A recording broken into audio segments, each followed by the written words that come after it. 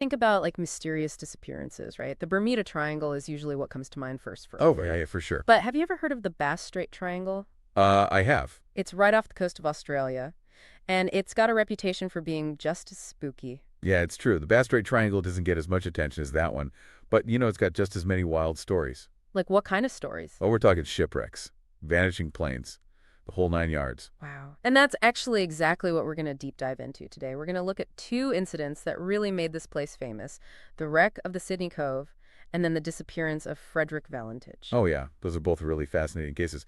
But before we get into those, maybe we should set the stage a little bit. Okay, yeah. So the Bass Strait Triangle is this stretch of water that separates mainland Australia and Tasmania. And for centuries, like, sailors and pilots have always been kind of afraid of this area. It makes you wonder, like, what is it about this specific spot that makes it so scary? Right. Well, one theory is that it's like a hot spot for electromagnetic anomalies. Okay. And these could interfere with navigation systems and cause ships and planes to, like, go off course or even just disappear. So you've got electromagnetic anomalies, you've got people being afraid of it for centuries. That sounds like a pretty good setup for a spooky story, like the Sydney Cove. Exactly. So the Sydney Cove wrecked there in 1797, and this really brought the Bass Strait Triangle into the public eye as a dangerous place. I see. So the Sydney Cove wasn't just any shipwreck, it led to another disappearance, right? Yes, so after the wreck happened, a salvage operation was launched. Okay. And another ship, the Eliza, was tasked with bringing salvage stuff back to Sydney. But get this, the Eliza, with its entire crew and cargo, just vanished on the way back. No mayday or anything. Nothing. And to make it even weirder, it disappeared in calm conditions. It wasn't like a storm or anything. It just vanished without a trace. So the Sydney Cove wrecked there, and then the Eliza disappeared while they were trying to recover the stuff from the Sydney Cove. Oh. Two incidents back to back in the same place. It's no wonder this place got a bad reputation. Yeah, it's like the Sydney Cove opened up some kind of Pandora's box. Yeah, like a curse. So now we're in the 1900s, and we have the Frederick Valentich case. Yes. For anyone who hasn't heard of this case, Okay. who was this guy and what happened to him? So Frederick Valentich was this 20-year-old pilot who disappeared over the Bass Strait in 1978. He was on a routine training flight from Melbourne to King Island, a flight he's done like tons of times before. But on this night, something really strange happened. Before we go into that, do we know anything about this guy's personality? Like, was he prone to being a little out there, or was he like a pretty normal guy? That's a good question, and it's something that people have debated a lot. From what we know, Valentich was really into flying, but he was also pretty inexperienced, and there are these conflicting reports about his mental state before the disappearance. So there's already some mystery surrounding this guy before he even takes off. So what happened on the night of the flight? Okay, so he took off from Moorabbin Airport in Melbourne a little after 6 p.m. It was a Saturday, and his flight plan was to fly over the Bass Strait to King Island, which normally takes about an hour. So it was a normal flight for him. What could go wrong? Right, but about an hour into the flight, Valentich radios Melbourne Air Traffic Control, and he says that he's being followed by some strange aircraft. Strange aircraft. What did he mean by strange? Well, according to what he said over the radio, the object was long and metallic, and had a green light. He said it was orbiting above him and then disappearing and reappearing. So he was seeing this thing. Was there anything that made it seem like he was making it up, or did it sound like he was really scared? If you listen to the recordings, you can hear the fear and confusion in his voice. He sounds genuinely panicked, especially as he's trying to describe how this thing was moving. So we've got this young, inexperienced pilot flying at night by himself over water, and he says there's something following him. Right, and then as if things couldn't get any weirder, he says, his now famous last words, "It looks like something from another world." Chills. What happened next? Right after he said that, there's a metallic scraping sound over the radio, and then silence. His transmission cuts out, and his plane vanishes from radar. Just like that. Just like that. And there was a huge search. They covered like 1,000 square miles of ocean, but they never found any trace of him or the plane. So we have this young pilot, a mysterious object, and a disappearance that no one has been able to explain for decades. This is where things get really interesting. So we've got this unexplained disappearance. There has to be some theories about what happened.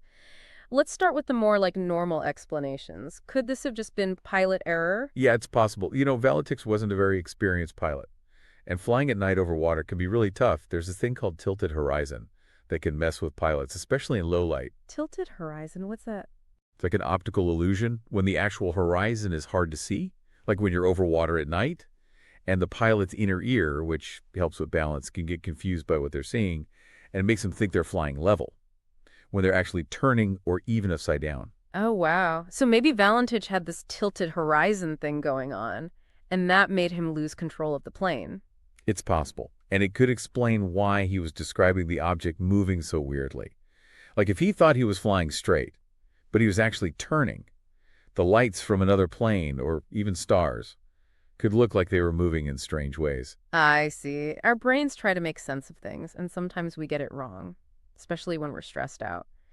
But what about that metallic scraping sound they heard on the radio? Doesn't that mean there was something wrong with the plane? That's another theory, and there's actually a piece of evidence that supports that. So 5 years after Valentich disappeared, an engine flap washed up on Flinders Island. 5 years later, an engine flap. Yeah, sounds crazy. But the Australian Navy looked at it, and they said it could have come from a Cessna, and Valentich's plane was a Cessna.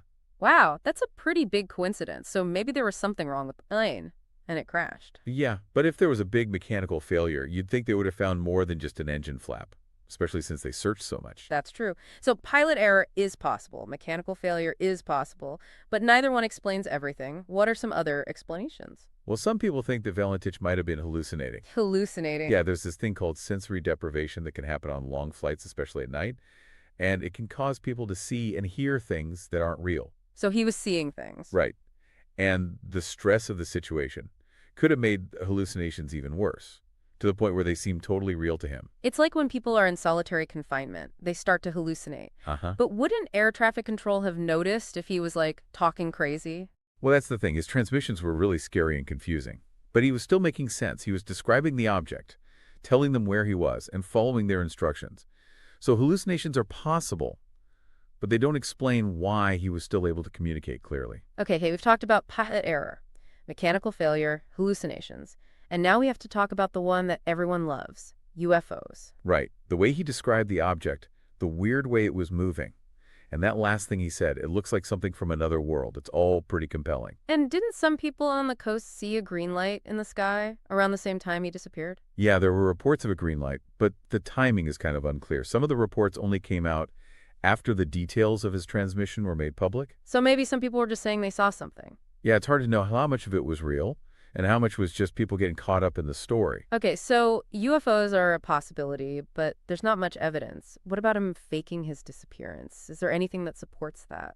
There are a few things that make people think that. Like Valentich told different people different reasons for his flight, and his girlfriend seemed really calm after he went missing. Different stories and a calm girlfriend. That's not a good sign. And wasn't there something weird about where he was going?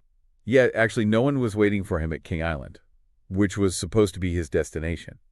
And he didn't ask for the runway lights to be turned on, which is what pilots normally do when they're landing there. So it seems like he was making the flight look normal, but he was actually planning something else. Yeah, and then there's the fact that he was running into UFOs. He'd even said that he was worried about running into one while he was flying. So you've got this guy who loves UFOs. He tells different stories about his flight. He doesn't need the runway lights at his destination. And his girlfriend isn't worried when he disappears. Right. It sounds like he planned the whole thing. It does make you wonder. But we're still just guessing.